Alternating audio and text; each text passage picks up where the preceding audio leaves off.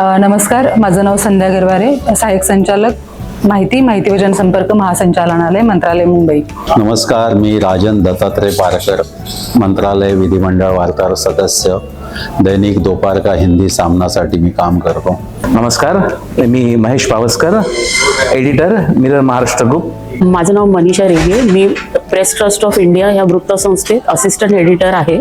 मेरा नाम सरफराज आरजू है, मैं उर्दू का अखबार है हिंदुस्तान, उसका संपादक हूँ, उसका एडिटर हूँ और ये गुज़श्ता 90 साल से बम्बई से जारी है, चल रहा है. मैं संजीव शुक्ल पिछले 28 साल से पत्रकारिता में हूँ, जिसमें 25 साल से मंत्रालय बीट पे पत्रकारिता कर रहा हूँ. गेले 3 दिवस रतन टाटा महाराष्ट्र राज्य कौशल्य विद्यापीठ आणि मंत्रालय विधिमंडळ वार्ताहर संघ यांच्या मार्फत एआयचं जे प्रशिक्षण सुरू आहे ते अत्यंत उत्कृष्ट आहे. जग झपाट्याने बदलत आहे आणि एआयचा त्याच्यावरती खूप मोठा प्रभाव आहे. एआय म्हणजे आधुनिक तंत्रज्ञान आहे, वेळेची बचत, त्याचबरोबर नाविन्यपूर्ण कौशल्य याच्यामध्ये समाविष्ट आहेत, जी प्रत्येकाला अत्यंत आवश्यक आहेत. सध्या जे काही स्किल डेव्हलपमेंट विभागामार्फत आमच्याकडे एआय संदर्भात पत्रकारांचं जे प्रशिक्षण शिबिर सुरू आहे, या शिबिरासाठी ज्या मान्यवरांनी मदत केली, मंत्री महोदय असतील किंवा मंत्रालय वार्ताहर संघाचा संयुक्त विद्यमानाने झालेला हा उपक्रम अतिशय स्तुत उपक्रम आहे. या उपक्रमाचं खरं वैशिष्ट्य म्हणजे किशोरजी आहेत, जे आमचे ट्रेनर आहेत, ते अतिशय मातृभाषेत सोप्या शब्दात आणि उत्तमरित्या ते ज्ञान देत आहेत. हा जो गेले 4 दिवसापासून आम्हाला कौशल्य विकास मंत्रालयातर्फे देवेंद्र फडणवीस साहेब आणि लोढा साहेब यांच्या सहकार्याने जो आमच्याकडे कोर्स आम्हाला शिकवण्यात येतोय तो खरोखर खूप चांगला आहे. एआय ही आज काळाची गरज आहे आणि आम्हा पत्रकारांना तर त्याची खूपच गरज आहे.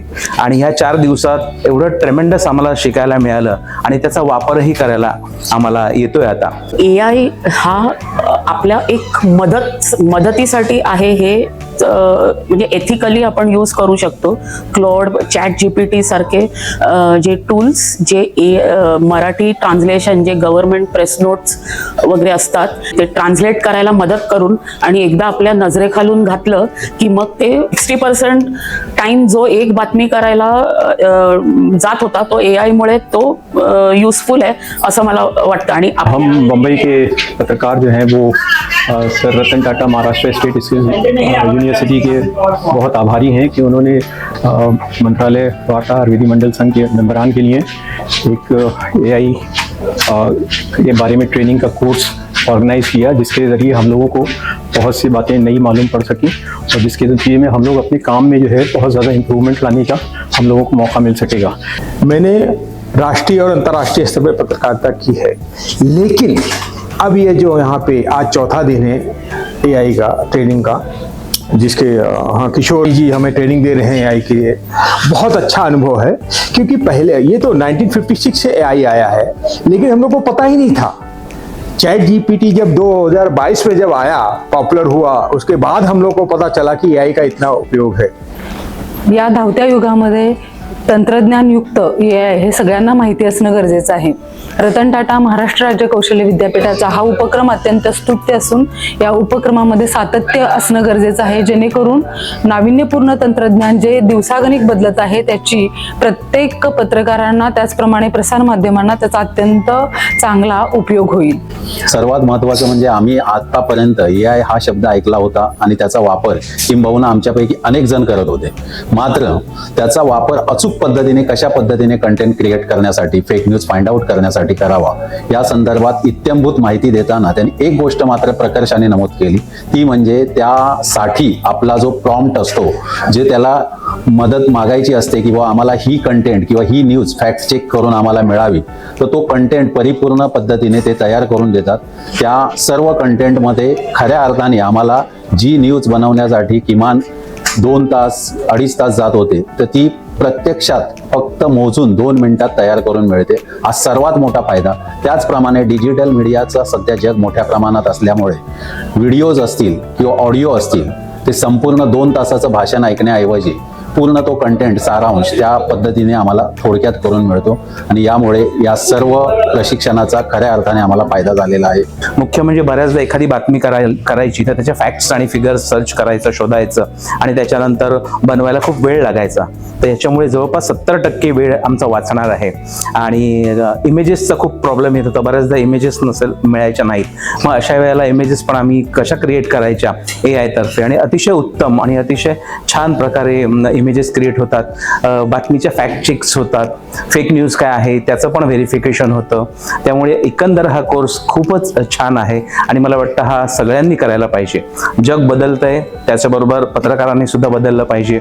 आणि हा विषय आणि हा खूपच छान आहे. आणि ह्याच्यामध्ये फक्त एकच टूल नाही तर असे कितीतरी असंख्य टूल्स आणि प्लॅटफॉर्म आहेत ज्याच्याविषयी आम्ही सजग असून सुद्धा, आम्ही अलर्ट असून सुद्धा आम्हाला याच्याविषयी जास्त माहिती नव्हती, पण आज त्याची माहिती झाली. आणि आपल्याला एक प्रोफेशनल जर्नलिस्ट म्हणून कुठे कधी त्याचा वापर करावा आणि कधी थांबावं हे आपल्याला सेल्फ डिसिप्लिन घातली की मग AI एक काळाची गरज आहे असं मला वाटतं. आणि या स्किल्ड युनिव्हर्सिटीला खूप धन्यवाद, ज्याचे 4 दिवसाचा ट्रेनिंग कोर्स केला, जे आम्ही यूट्यूब गुगलवर वाचून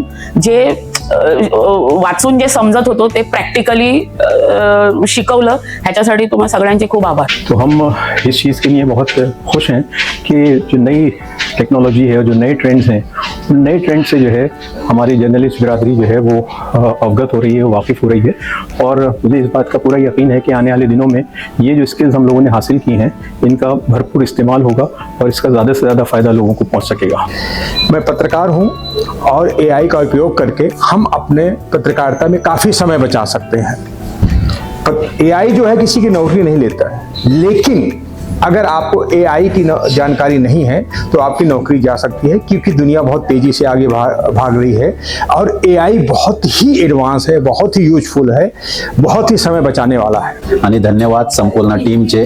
आम्हाला अगदी हँडसॉन आणि अतिशय सोप्या पद्धतीने शिकवण्यात आलं. त्याबद्दल किशोर जसनानी सर आणि एंटायर टीम, कौशल्य विकास, रतन टाटा इन्स्टिट्यूट कौशल्य विकास जी संस्था आहे त्या संस्थेचे आणि महाराष्ट्र शासनाचे मनपूर्वक आभार. धन्यवाद.